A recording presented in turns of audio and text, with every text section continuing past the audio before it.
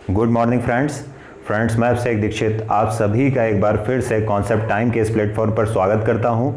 दोस्तों आज हम एक नया चैप्टर स्टार्ट कर रहे हैं, क्योंकि ये चैप्टर स्टार्ट करने का कारण ये है क्योंकि पिछली वीडियो में हमने वैदिक एज या वैदिक काल को समाप्त कर दिया था, इसलिए हम एक नया चैप्टर आज से पढ़ेंगे। और इस चैप्टर का नाम, इस चैप्टर के कई नाम आपको कई किताबों में मिलेंगे, तो मैंने दो नाम जो इंपॉर्टेंट ज़्यादातर जगह आपको मिलेंगे उन दो नामों को लिख दिया है। कहीं पर आपको इस चैप्टर का नाम मिलता है 6ठी शताब्दी ईसा पूर्व का भारत, यानी India in the 6th century BC। कुछ किताबों में कई जगहों पर आपको मिलेगा महाजनपद एज या महाजनपद काल। और ये जो चैप्टर है इसका जो टाइम पीरियड था, जैसा कि इंग्लिश में भी लिखा है 6th सेंचुरी, हिंदी में लिखा है 6ठी शताब्दी, और मैंने मैथ्स अंकों में भी लिख दिया है कि 600 BC के आसपास है। ठीक है, तो ये चैप्टर क्यों पढ़ रहे हैं सबसे पहले तो ये जानना जरूरी है। तो इस चैप्टर में हम आज दो टॉपिक कवर करने की कोशिश करेंगे। जो पहला टॉपिक होगा, हम इस चैप्टर का थोड़ा सा इंट्रोडक्शन लेंगे कि ये चैप्टर है क्या, यानी ये महाजनपद काल क्यों आया, क्या मेन रीज़न थे जो हम महाजनपद एज में एंटर करें। और दूसरी चीज़ जो हम देखेंगे, हम इस महाजनपद एज में देखते हैं कि बहुत सारे धर्म सामने आते हैं, तो हम causes behind the emergence of new religion समझेंगे, यानी इन नए धर्मों के उद्भव या उदय के क्या कारण थे जो इतने सारे धर्म सामने आए। तो सबसे पहले अब शुरुआत कर लेते हैं चैप्टर की, नहीं तो वीडियो ज़्यादा लंबा हो जाएगा। तो सबसे पहले हम देखते हैं इंट्रोडक्शन कि इसकी भूमिका कैसी बनी इस काल की। तो अगर हम बात करें महाजनपद एज की, तो हम अगर पिछली क्लास में देखा था कि उत्तर वैदिक काल या लेटर वैदिक एज जिसे हम बोलते हैं, लेटर वैदिक एज में धर्म में कई प्रकार की कुरीतियां आ गई थी। तो हमने क्या देखा था कि उत्तर वैदिक काल में जो रिलीजन था, जो धर्म था, जो रिलीजन या धर्म था, हमने देखा कि उत्तर वैदिक काल में धर्म का जो नेचर था वो कैसा होगा, रिचुअलिस्टिक नेचर हो गया। रिचुअलिस्टिक नेचर का मतलब हुआ धर्म का कर्मकांडी स्वरूप हो गया, कर्मकांडी स्वरूप हो गया। अब इस कर्मकांडी स्वरूप का मतलब यह हुआ कि ऋग वैदिक एज में हम देखते हैं कि प्रार्थना सर्वप्रमुख थी, जो यज्ञ और पशुबलि थी वो द्वितीयक थे। लेकिन उत्तर वैदिक काल या लेटर वैदिक एज में हमने देखा कि प्रार्थना द्वितीयक हो गई, लेकिन जो यज्ञ थे या पशुबलि थी वो प्राथमिक हो गए। तो क्या हुआ, जैसे ही यज्ञ प्राथमिक हुए तो पुरोहित बीच में आ गए, पुरोहित बीच में आए तो क्या हुआ, कर्मकांड बढ़ने लगे। तो जैसे ही रिलीजन में रिचुअलिस्टिक नेचर रिलीजन का हो गया, कर्मकांडी स्वरूप हो गया, तो इससे क्या होगा, सीधी सी बात है, जैसे आपने देखा कि उत्तर वैदिक काल में 16 संस्कार की अवधारणा आई। ठीक है, तो 16 संस्कार की अवधारणा का मतलब क्या होता है कि इस 16 संस्कार की अवधारणा का मतलब आपको 16 संस्कार करवाने के लिए पुरोहित की सहायता लेनी पड़ेगी और बहुत सारा खर्च होगा। तो इस धर्म का लेटर वैदिक एज में कर्मकांडी स्वरूप हुआ, और इससे लोगों का क्या हुआ, इससे लोगों का हुआ इकोनॉमिक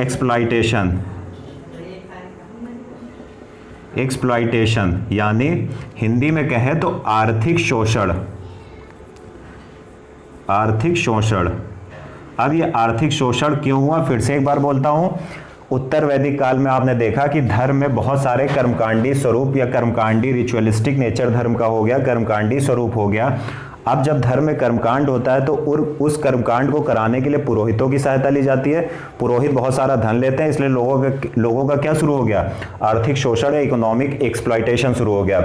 वहीं एक दूसरी जो हम महत्वपूर्ण हमने घटना देखी थी वैदिक एज में, जो हमारा वर्ण सिस्टम होता था, वर्ण व्यवस्था या वर्ण सिस्टम था, जिसमें हमने कहा था कि समाज 4 वर्णों में विभाजित था, ब्राह्मण, क्षत्रिय, शूद्र, वैश्य। और जिसका जो हमने देखा कि ऋग वैदिक एज में जो वर्ण बेसिस, जो वर्ण डिवीजन का बेस था, क्या था, जन्म आधारित नहीं था बल्कि काम आधारित था, ऑक्यूपेशन बेसिस था कि आप क्या कर रहे हैं। लेकिन लेटर वैदिक एज में क्या हो गया कि ये जो वर्ण व्यवस्था थी या वर्ण सिस्टम था, इसमें क्या हुआ, ये हो गया बर्थ बेसिस, ये बर्थ बेस्ड हो गया, यानी जन्म आधारित हो गया। अगर आप ब्राह्मण के घर में पैदा होंगे तो ब्राह्मण होंगे, अगर आप क्षत्रिय के घर में पैदा होंगे क्षत्रिय होंगे, अगर आप वैश्य के घर में पैदा होंगे तो वैश्य होंगे, अगर आप शूद्र के घर में पैदा होंगे तो शूद्र होंगे।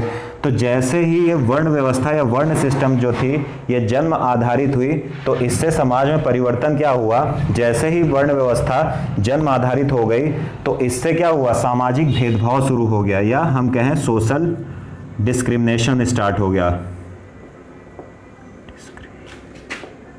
सोशल डिस्क्रिमिनेशन स्टार्ट हो गया, जिसको हम हिंदी में लिखना चाहें तो सामाजिक भेदभाव शुरू हो गया। क्यों? क्योंकि वर्ण के आधार पर छुआछूत की भावना जग गई। लोग क्या होने लगे, मनुष्य से मनुष्य दूर होने लगा। क्यों? क्योंकि सबको ये लगने लगा मैं ऊंचे वर्ण से हूं, अगर मैं निचले वर्ण के लोगों को छूऊंगा तो मैं अपवित्र हो जाऊंगा। तो ऐसी बातें समाज में सामने आने लगी। तो ये जो बड़े हम कहें कुरीतियां थी, चाहे वो धर्म से संबंधित हो या वर्ण व्यवस्था से संबंधित हो, तो इससे क्या होगा, इससे क्या होगा कि असंतोष लोगों में बढ़ेगा, असंतोष बढ़ेगा। क्यों? जो निचले वर्ण के लोग थे, एक तो उनका आर्थिक शोषण हुआ, ठीक है, उसके बाद क्या हुआ, समाज में एक भेदभाव बना वर्ण के आधार पर कि आप ब्राह्मण हैं, आप क्षत्रिय हैं, या आप वैश्य हैं, आप शूद्र हैं। तो एक चैन सी बन गई भेदभाव की। तो इससे क्या हुआ, लोगों में असंतोष हम कहें तो बढ़ गया। अब इस असंतोष बढ़ने से क्या होगा, इस असंतोष को बढ़ने से क्या होगा, जैसे जैसे असंतोष बढ़ने लगा तो फिर क्या हुआ कि 600 BC में, यानी हिंदी में कहें तो 6ठी शताब्दी के उत्तरार्ध में 600 BC में मिडिल गंगेटिक प्लेन्स, यानी हिंदी में हम लिखना चाहें तो 600 BC के आसपास मध्य गंगा के मैदानों में, मध्य गंगा के मैदानों में, मध्य गंगा के मैदानों में क्या एक बड़ी घटना हुई। और क्या बड़ी घटना हुई कि बहुत सारे धार्मिक संप्रदाय सामने आने लगे, यानी न्यू रिलीजियस सेक्ट्स या संप्रदाय सामने आने लगे। यानी हम हिंदी में कहें तो नए धार्मिक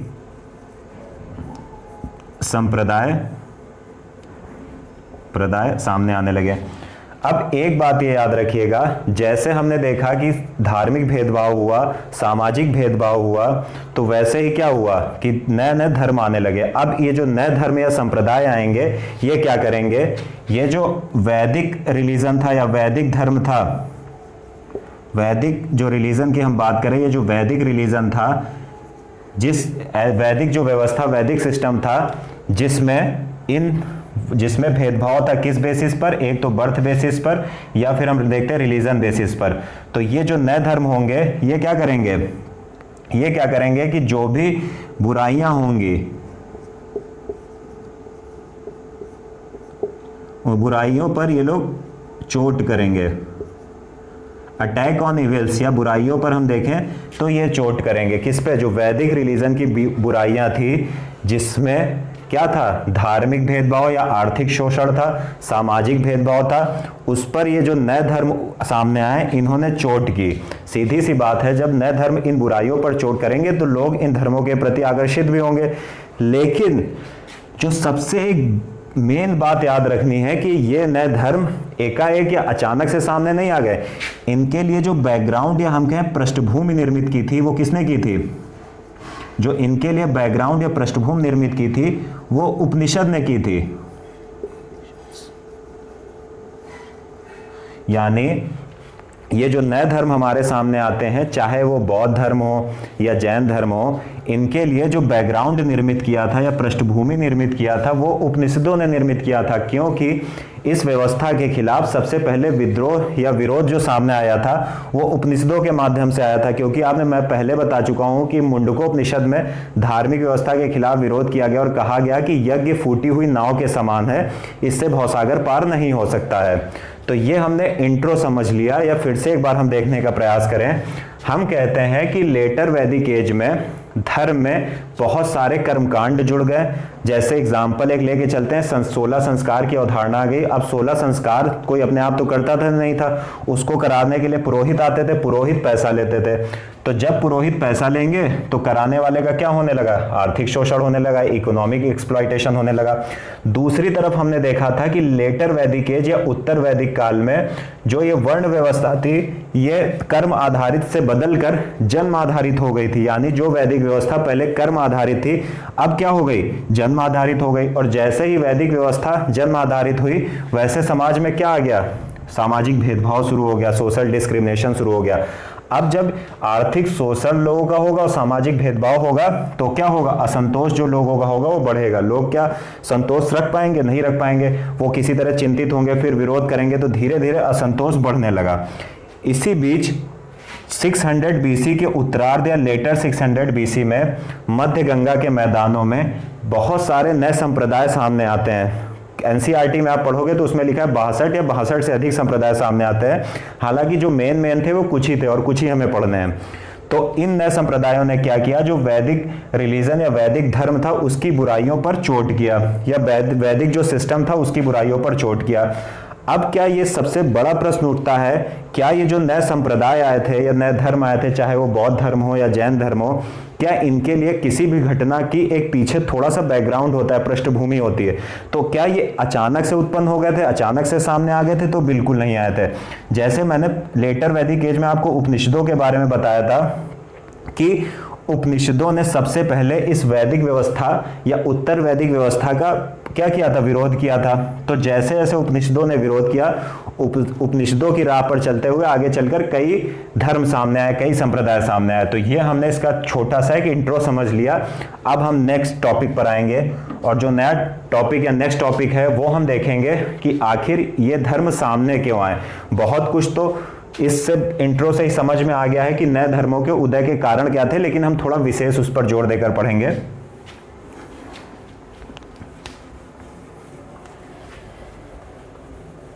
अब अगर हमने इंट्रो पढ़ लिया, अब हम टॉपिक 2 देखेंगे। क्या टॉपिक है? Causes behind the emergence of new religion, यानी नए धर्मों के उद्भव के कारण। मैं उसको इधर नहीं लिखूंगा, नहीं इधर जगह कम हो जाएगी। टॉपिक ये है जो हमको पढ़ना है, नंबर इसको डाल देता हूं B। अब जो सबसे पहले हम देखेंगे कि what were the main causes of this emergence of new religion. अब हम देखेंगे कि इस जो causes behind the emergence of new religion या नए धर्मों के उद्भव के कारण क्या थे। तो सबसे पहला अगर हम कारण देखें तो हम देखेंगे कॉम्प्लेक्सिटी ऑफ वर्ण सिस्टम। वर्ण थोड़ा सा छोटा लिख देता हूं, ज्यादा सही रहेगा। अगर हम बात करें पहले कॉज की, तो अगर हम बात कर दें तो हम लिख सकते हैं कॉम्प्लेक्सिटी ऑफ वर्ण सिस्टम, या इसको हिंदी में कहना चाहें तो वर्ण व्यवस्था की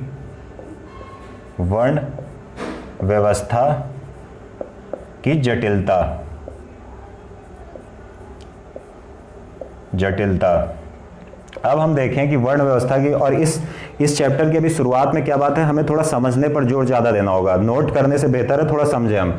अगर हम बात करते हैं वर्ण व्यवस्था की जटिलता की, तो हमने देखा कि जो ऋग वैदिक एज था, यानी हम ऋग वैदिक एज की जब बात करते हैं तो यहाँ पर जो ये वर्ण सिस्टम था ये कैसा था, ये था कर्म बेस या ऑक्यूपेशन बेस, या व्यवसाय के आधार पर लोगों को वर्ण मिलता था। ठीक है, लेकिन लेटर वैदिक एज में क्या हो गया, अगर हम बात करते हैं लेटर वैदिक एज की, तो लेटर वैदिक एज में क्या हो गया, ये कैसा हो गया, बर्थ बेस्ड हो गया, यानी जन्म बेस हो गया वर्ण। आपको जन्म के आधार पर आपका वर्ण दिया जाता था। अगर आप ब्राह्मण के घर में पैदा हुए तो ब्राह्मण, अगर आप क्षत्रिय के घर में पैदा हुए तो क्षत्रिय। तो ये हो गया बर्थ बेस्ड।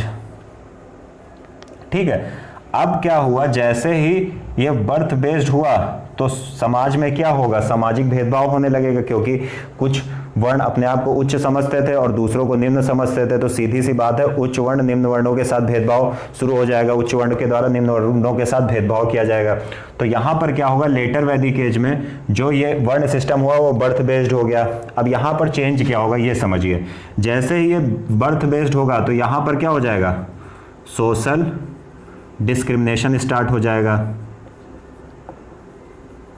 अब सोशल डिस्क्रिमिनेशन से या सामाजिक भेदभाव से क्या होगा, सोशल डिस्क्रिमिनेशन या सामाजिक भेदभाव बढ़ जाएगा। सीधी सी बात है, जिन लोगों का सामाजिक भेदभाव हो रहा है वो जो नए धर्म सामने आएंगे उनको प्रोत्साहित करेंगे। क्यों? क्योंकि जो पुरानी व्यवस्था या पुराने वैदिक धर्म या समाज के तहत उनका शोषण हो रहा है। तो सीधी सी बात है, जब कोई धर्मगुरु आकर उनसे कहेगा कि आप मेरा धर्म अपना लो, मेरे धर्म में आपको बराबरी मिलेगी, आपके साथ समानता होगी, तो फिर जिन लोगों के साथ भेदभाव हो रहा था इन्होंने क्या किया, इन्होंने जो नए धर्म आ रहे थे उनके उदय को प्रोत्साहन किया। तो पहली चीज हमने क्या देख ली, वर्ण व्यवस्था की जटिलता, और इस वर्ण व्यवस्था की जटिलता ही ने नए धर्मों के उदय को प्रोत्साहित किया। अब हम अगर दूसरा हम इसका इंपॉर्टेंट एक कॉज देखें कि नए धर्म हमारे सामने क्यों आए, तो अगर हम दूसरा एक कॉज देख लेते हैं, अगर हम दूसरे कॉज की बात करें तो हम देखते हैं इंग्लिश में अगर हम लिखें तो रिचुअलिस्टिक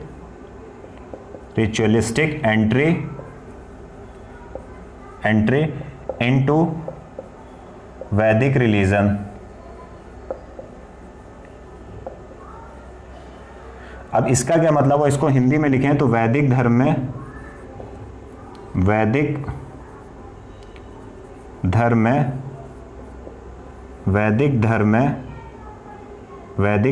कर्मकांडों का प्रवेश।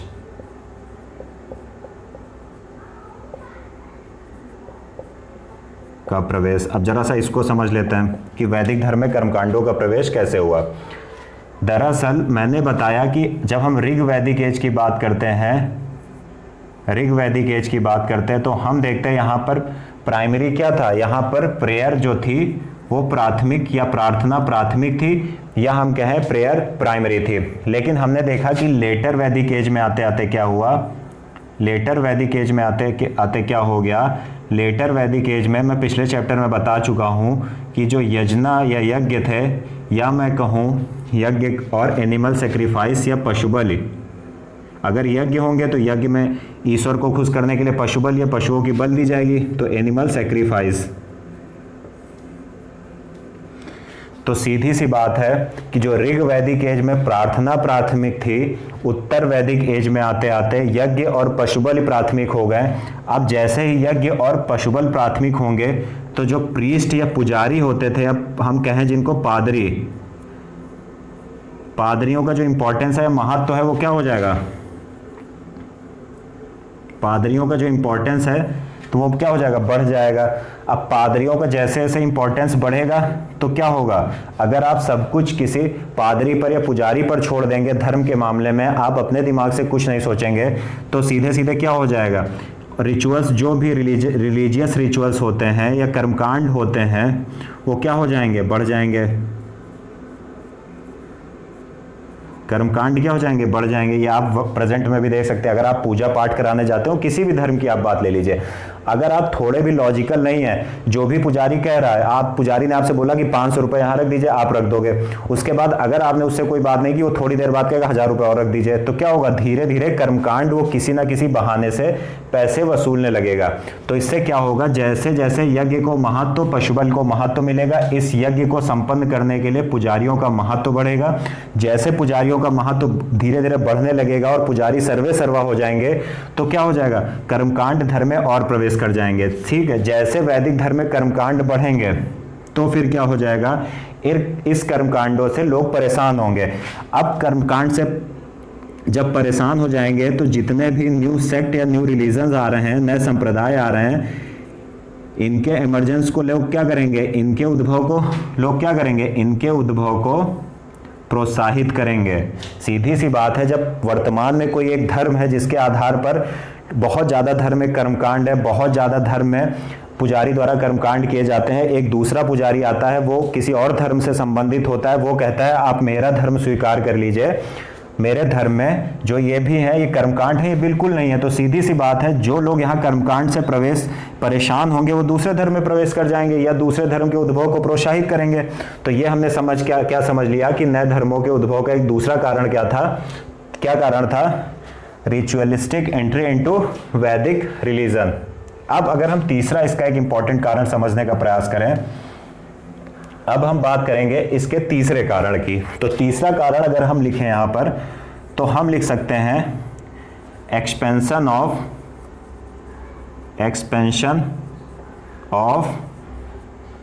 एग्रीकल्चर इकोनॉमी, या हिंदी में लिखें इसको तो हम इसको लिख सकते हैं कृषि अर्थव्यवस्था का विस्तार। अब एक सब लोग ये सोच रहे होंगे, आप लोग जो लोग ये वीडियो देख रहे हैं, कि आखिर कृषि अर्थव्यवस्था का विस्तार होगा तो वो नए धर्म को स्थापित होने में कैसे मदद करेगा? का विस्तार अभी मैं समझाता हूं, और ये बहुत इंपॉर्टेंट रीजन है नए धर्मों के उद्भव से संबंधित। देखिए, कृषि अर्थव्यवस्था की अगर मैं बात करूं, मैं ऊपर से लिखूंगा इसके कृषि अर्थव्यवस्था की। मैंने बताया कि लेटर वैदिक एज या उत्तर वैदिक काल में क्या हुआ, आयरन टूल्स का इस्तेमाल होने लगा था, लोहे का ज्ञान लोगों को हो गया और उन्होंने उससे क्या बनाया, लौह उपकरण बनाने लगे। ठीक है, अब इन लौह उपकरणों से क्या होगा कि जो एग्रीकल्चर लैंड होगी, एग्रीकल्चर कृषि भूमि या एग्रीकल्चर लैंड की अगर हम बात करें तो ये लैंड बढ़ जाएगी। क्यों बढ़ेगी? जैसे ही लोगों के पास लोहे के हथियार आएंगे तो उस लोहे के हथियार से क्या होगा, जो जंगल गंगा के मैदानों में थे उसको काटना बहुत आसान हो गया, और जैसे जंगल काटे जाएंगे तो भूमि बहुत सारी आ जाएगी। तो भूमि जब बहुत सारी आ जाएगी तो जो पहले एग्रीकल्चर लैंड छोटे स्तर पर थी अब वो बड़े स्तर पर हो गई, तो इससे क्या हुआ, एग्रीकल्चर लैंड बढ़ गई। अब एग्रीकल्चर लैंड अगर बढ़ गई तो सीधी सी बात है, अब एग्रीकल्चर के लिए पशुओं की ज़्यादा आवश्यकता होगी। कैसे पशुओं, मतलब अगर मैं बात करूं बैल की, तो इस एग्रीकल्चर लैंड के लिए क्या हो जाएगा, एनिमल्स डिमांड क्या हो जाएगी, इधर आप लिख भी सकते हो बुल्स, और ऑक्स भी कर सकते हो, बैल या सांड की डिमांड बढ़ जाएगी। क्यों? सीधी सी बात है, जब कृषि योग्य भूमि का विस्तार होगा तो और अधिक मात्रा में क्या होगा, बैलों की जरूरत होगी ताकि खेत की जुताई हो सके। लेकिन प्रॉब्लम क्या थी यहाँ पर, इस समाज में क्या था, लेटर वैदिक एज और उसके बाद महाजनपद एज में, कि यहाँ पर समस्या क्या थी, एक बात याद रखिएगा कि एनिमल डिमांड तो बढ़ रही थी, लेकिन मैंने बताया कि एनिमल सेक्रीफाइस भी मौजूद था। एनिमल सैक्रिफाइस, जिसको हम हिंदी में क्या कहें तो हम कह सकते हैं, अक्सर आपने सुना होगा कि पशु बलि।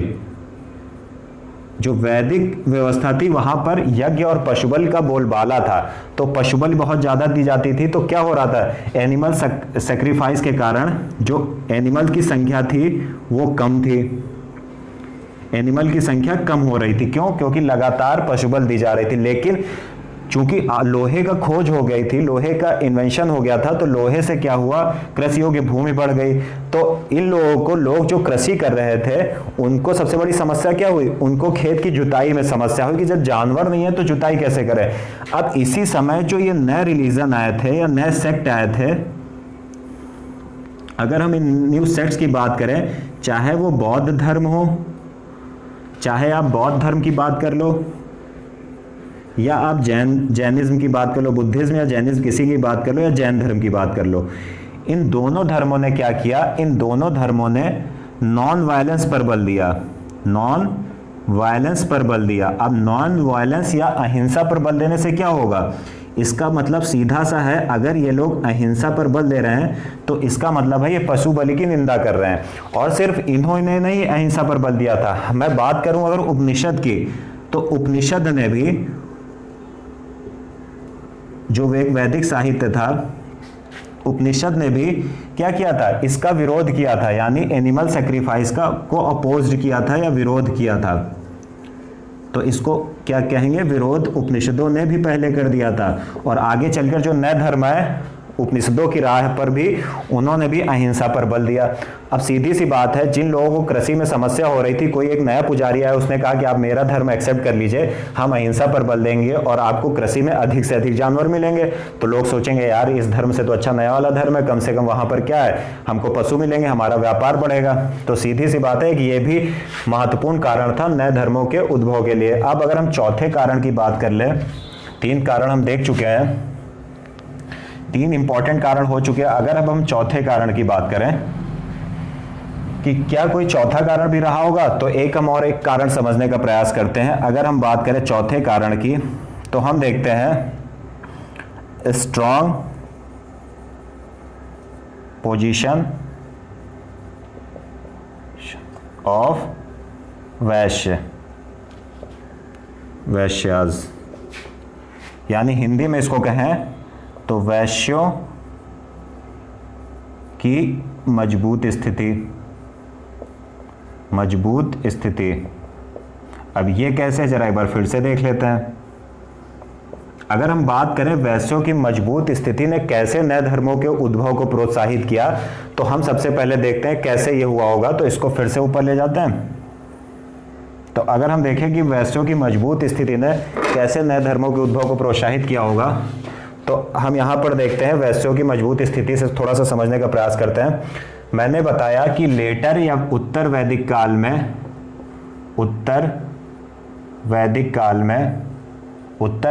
में क्या हुआ, आयरन टूल्स का इस्तेमाल हुआ। तो उत्तर वैदिक काल में आयरन टूल्स का प्रयोग बढ़ गया, आयरन टूल्स का लोग इस्तेमाल करने लगे।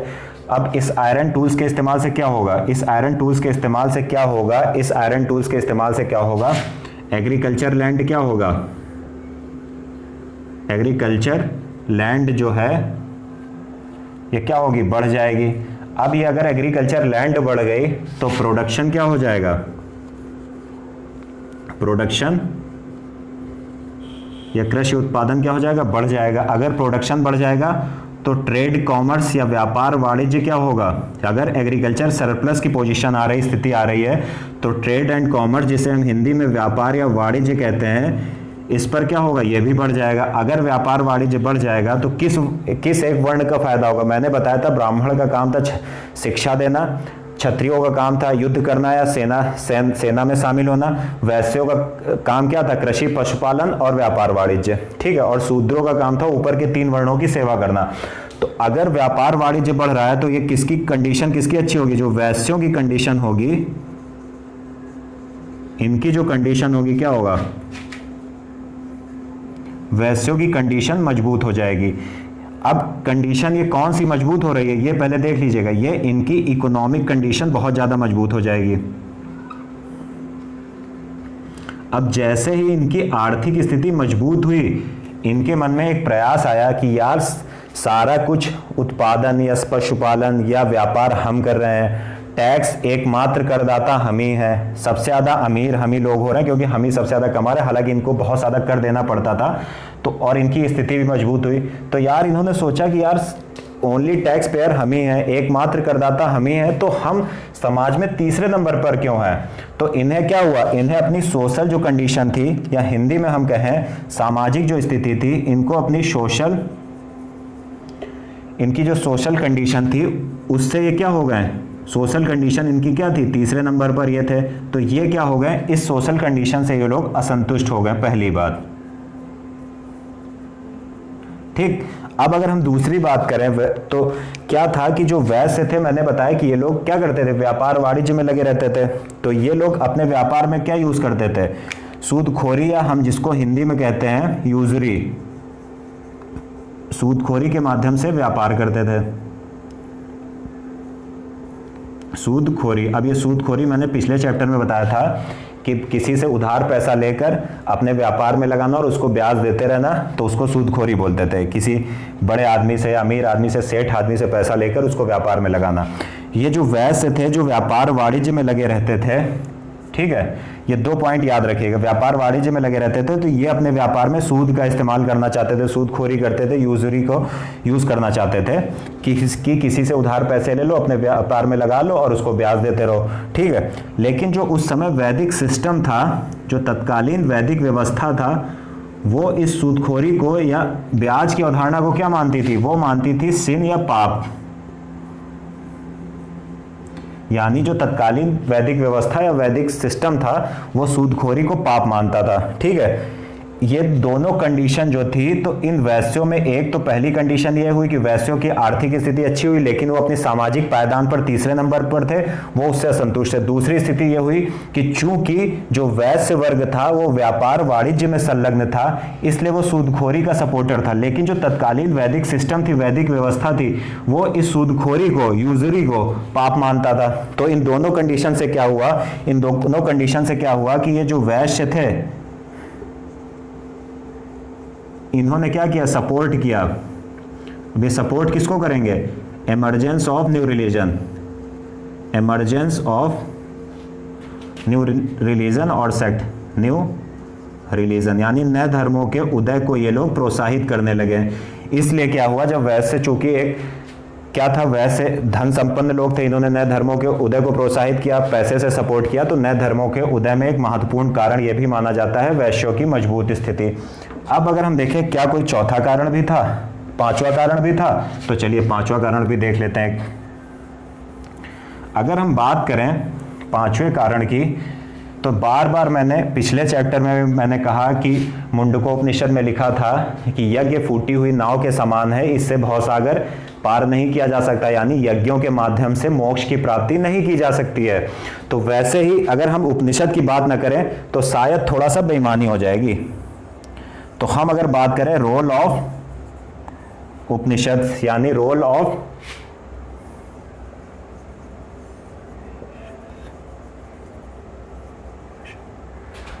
उपनिषद, या हिंदी में लिखे उपनिषद की भूमिका।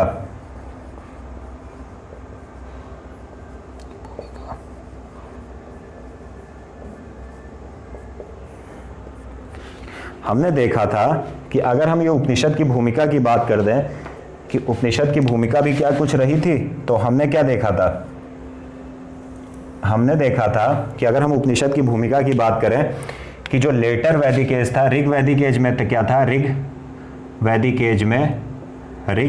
एज में प्राइमरी क्या था, प्राथमिक क्या था, प्रेयर थी। लेकिन जब हम लेटर वैदिक एज में आए, वैदिक एज की अगर हम बात कर लें, तो लेटर वैदिक एज में प्राइमरी क्या हो गया, यज्ञ हो गया या पशुबलि हो गया, यज्ञ एंड एनिमल सैक्रिफाइस हो गया।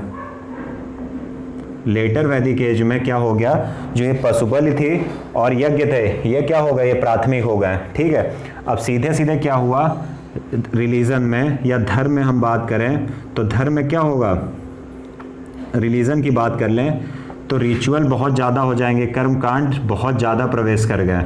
ठीक है, और सबसे पहले उपनिषद ने क्या किया था, इन रिचुअल्स को अपोज्ड किया था, या इन रिचुअल्स का, कर्मकांडों का क्या किया था, कर्मकांडों का विरोध किया था। क्या किया था, कर्मकांडों का विरोध किया था। ठीक है, यानी इन उपनिषदों ने सबसे पहले क्या किया था, कर्मकांडों का विरोध किया था। ठीक है, और ये उपनिषद ने किस चीज पर बल दिया था, उपनिषद ने किस चीज पर बल दिया था, इन्होंने बल दिया था ट्रू फेथ एंड नॉलेज पर। यानी उपनिषद ने कहा कि इस कर्मकांडों से कुछ नहीं होगा, इससे आप भवसागर पार नहीं कर सकते हैं, यानी कर्मकांडों से आपको मोक्ष की प्राप्ति नहीं होगी, बल्कि मोक्ष प्राप्ति कैसे होगी, यथार्थ विश्वास, या फेथ को बिलीव भी लिख सकते हैं, यथार्थ विश्वास एवं ज्ञान से आपको मोक्ष की प्राप्ति हो सकती है। और मुंडकोपनिषद में मैं बार बार बोल रहा हूँ, कहा गया था कि यज्ञ फूटे हुए नाव के समान है, इससे भवसागर पार नहीं किया जा सकता है। तो ये मेन 5 कारण थे। और उपनिषद ने क्या किया, जब उपनिषद ने कर्मकांडों का विरोध किया, ठीक है, और उसके बाद यथार्थ विश्वास एवं ज्ञान पर बल दिया और कहा कि केवल इसके ही द्वारा आप मोक्ष प्राप्ति कर सकते हैं। उपनिषदों ने एनिमल सैक्रिफाइस का भी विरोध किया था, उपनिषदों ने इसकी कड़ी खिलाफत की थी और इसका विरोध किया था, यज्ञ का भी विरोध किया उपनिषदों ने।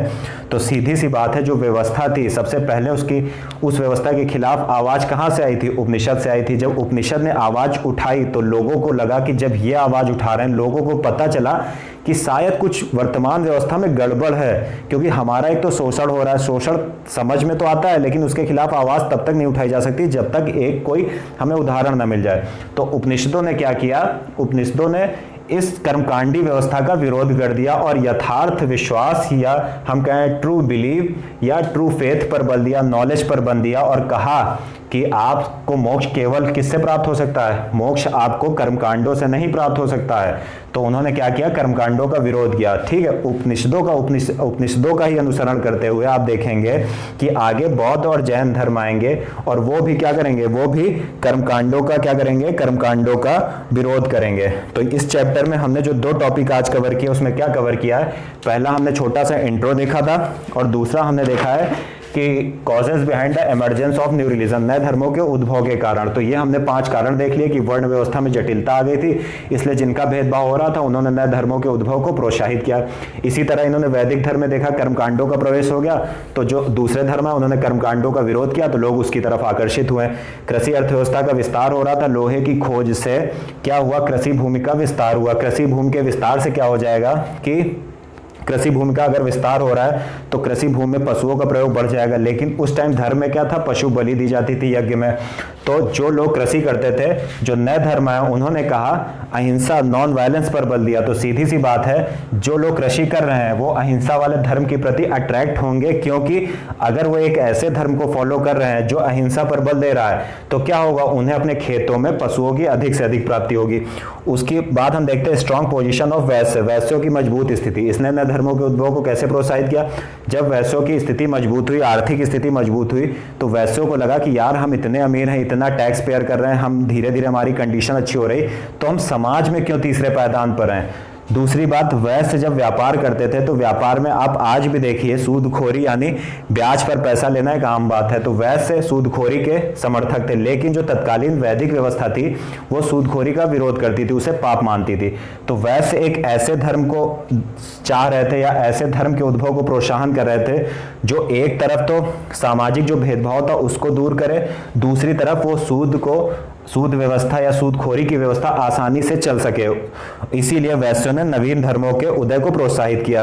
अब 5वां जो बात आता है रोल ऑफ उपनिषद का, एक ये महत्वपूर्ण सबसे इंपॉर्टेंट रोल है, क्योंकि उपनिषद ने क्या किया था, जो भी ये कर्मकांड थे या भेदभाव था इनके खिलाफ सबसे पहली आवाज उपनिषदों के माध्यम से आई थी। और इन उपनिषदों का अनुसरण करके बहुत सारे धर्मों ने इस वैदिक व्यवस्था का, जिसमें वैदिक व्यवस्था जब भी मैं कहता हूं तो उसमें कंक्लूड हो जाता है क्या, ऋग वैदिक एज और लेटर वैदिक एज। लेकिन एक बात याद रखिएगा कि जो ऋग वैदिक व्यवस्था थी उसमें भेदभाव था ही नहीं।